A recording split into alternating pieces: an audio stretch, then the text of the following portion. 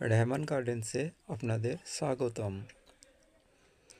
আজ আমি দেখাবো মৌসুমি লেবু গাছের ডাল থেকে কিভাবে গ্রাফটিং বা কলম করা যায়। আমরা মূলত মৌসুমি লেবু গাছের ডাল দিয়ে গ্রাফটিং, বাড গ্রাফটিং বা গুটি কলম করে থাকি, কিন্তু আজ আপনাদের দেখাবো যে মৌসুমি গাছের ডাল কেটে নিয়ে সেটা থেকে কিভাবে শিকড় বার হয়, সেটা কিভাবে সম্ভব। প্রথমে আমরা একটা মৌসুমি গাছের ডাল নিয়েছি, সেটা পুরনো দেখে নিতে হবে। নেওয়ার পর সেটা ডালগুলোকে ছোট ছোট করে কেটেছি। কাটার পর প্রত্যেকটা ডাল এর গোড়াটা ছুরি দিয়ে একটু উপরের ছালটা চেঁচে নিতে হবে। এটা আস্তে আস্তে করতে হবে যাতে বেশি ছালটা না উঠে যায়।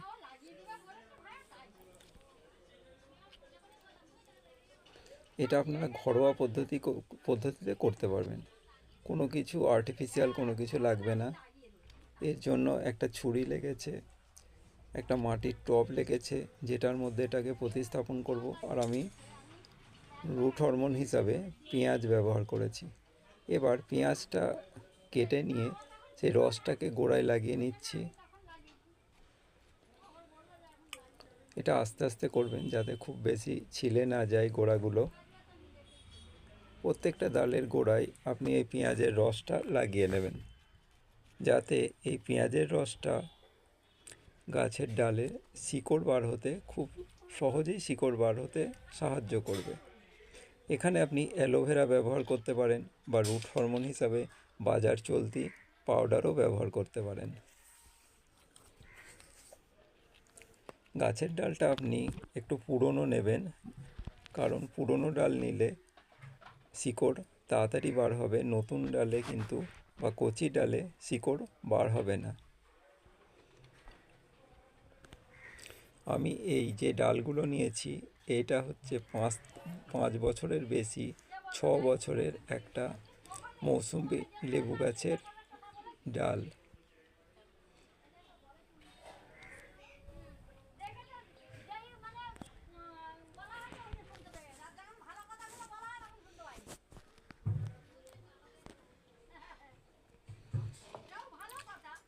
ডালগুলোতে পেঁয়াজের রস মাখানো হয়ে গেছে। এরপর এগুলো যে পেঁয়াজটা নিয়েছি ছোট ছোট করে কেটে, এই ডালগুলোর গোড়া এই পেঁয়াজের মধ্যে বসিয়ে দেব, কারণ এই পেঁয়াজগুলো পচতে থাকবে এবং এই রুট হরমোনের কাজ করবে এবং শিকড় তাড়াতাড়ি গজাতে সহায়তা করবে। এরপর আমি এই পেঁয়াজগুলো লাগিয়ে টবের মধ্যে যেখানে মাটি নিয়েছি সেইখানে বসিয়ে দেব।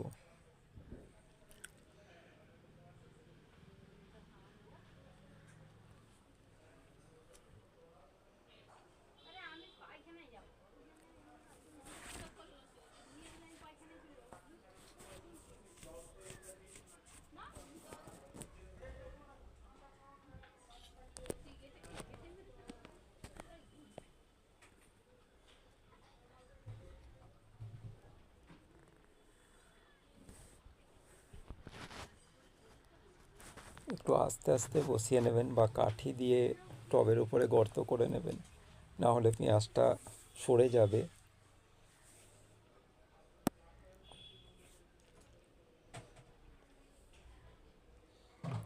কাজটা একটু আস্তে আস্তে করতে হবে, না হলে পেঁয়াজটা সরে গেলে শিকড় বার হতে দেরি হবে। পেঁয়াজটা যত পচবে ডালটাতে, তত তাড়াতাড়ি শিকড় বার হবে।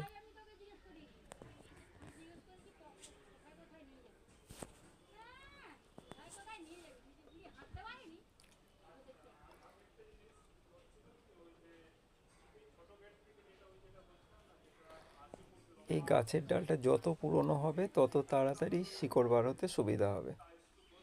আর নতুন গাছের ডাল হলে অনেক সময় হতেও পারে সেটা সফল নাও হতে পারে, আপনার কষ্ট করাটা বেকার হতে পারে। সেই জন্য আপনি চেষ্টা করবেন যে গাছের পুরনো ডাল নিতে। এইভাবে টবে একটার পর একটা ডাল পেঁয়াজে গিথিয়ে গিথিয়ে রাখার পর আপনি এক কাজ করতে পারেন যে পলিপ্যাকে ঢাকা দিয়ে কোনো ছায়া জায়গায় রাখতে পারেন। এছাড়াও ঢাকা না দিয়েও আপনি কোনো গাছের গোড়ায় যেখানে ছায়া অবস্থায় সেখানে রাখতে পারেন। বর্ষাকালে বৃষ্টি হবে, সেই বৃষ্টির জলটা ওর গায়ে পড়বে, পরে আস্তে আস্তে দেখবেন যে প্রত্যেকটা ডালের গায়ে যে কাঁটা আছে, কাঁটা অংশ আস্তে আস্তে সেই কাঁটা দিয়ে দিয়ে সবুজ সবুজ হয়ে ছোট ছোট পাতা বার হতে শুরু করেছে। এই পেঁয়াজগুলো দেওয়ার পর আপনি কি করবেন, ও গোড়াটা একটু চেপে দেবেন। চেপে দেবেন, চেপে দেওয়ার পর শুকনো পাতা আশেপাশে যে গাছতলায় শুকনো পাতা পড়ে আছে সেই পাতাগুলো টবের গোড়ায় ঢাকা দিয়ে দেবেন।